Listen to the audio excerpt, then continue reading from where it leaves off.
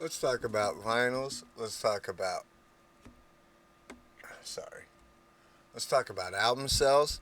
Let's talk about a rap verse saying that the reason why shit like Drake gets pushed so much is because people don't buy albums anymore, which doesn't make any sense. It, people listen to Drake and they don't buy albums, and that Spotify ruins everything. When you can listen to entire albums on Spotify. That is just ridiculous to say that. Oh, when mommy and daddy's money dries up, like it's fucking $10 a month. Anybody can afford that. I've had Spotify since it came out.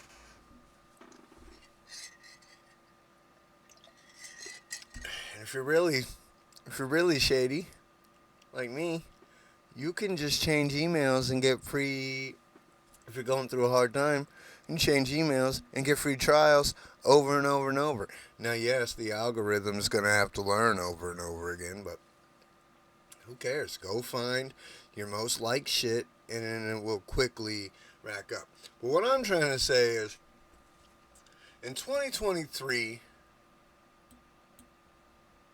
according to the Record Industry Association of America, 41.3 million EPs, LPs were sold in U.S., up more than 45 fold. I'm going to have to click in this.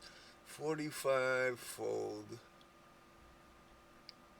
All these pop ups. I've got fucking blocker, buddy. No.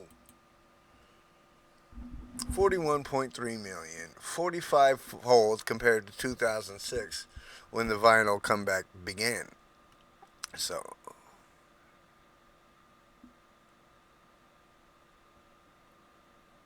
so yeah, that's 41.3 in this alone, and it's been a seven. Let me make sure I got this right. 17 consecutive year that sales of vinyls have rose. In 2023, we hit the first time that vinyls even outsold CDs since CDs came around. That's pretty fucking wild. That's pretty crazy. So the fact is, people are buying albums and people are listening to albums. As I said, they're just not taking a risk with the album. I can remember a specific time when I was like 14 and I was just browsing through albums at the store. I had no idea who Head PE was.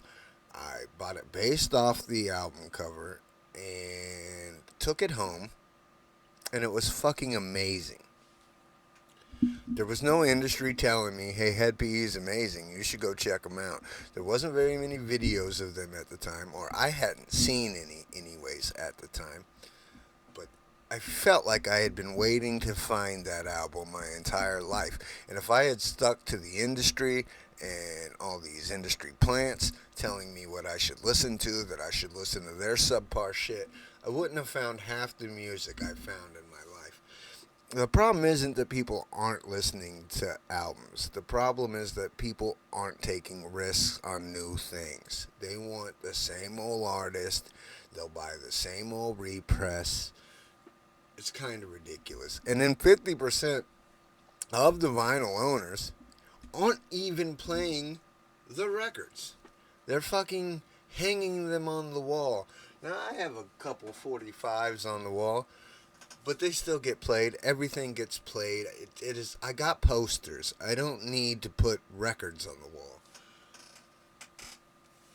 I took the beanie off because I don't want you guys to think I'm Tim Pool bald.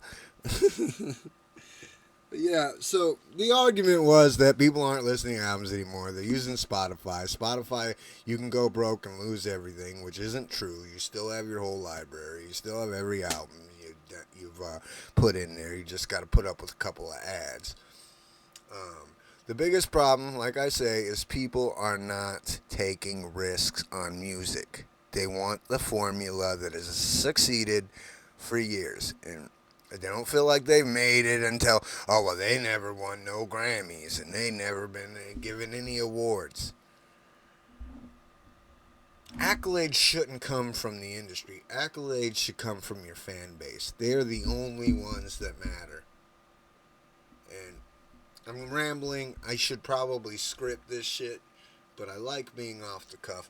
The whole thing is take risks, find new artists, quit sticking to the same 10 artists that have been in the industry for the last 15 years and they've never really put out anything groundbreaking.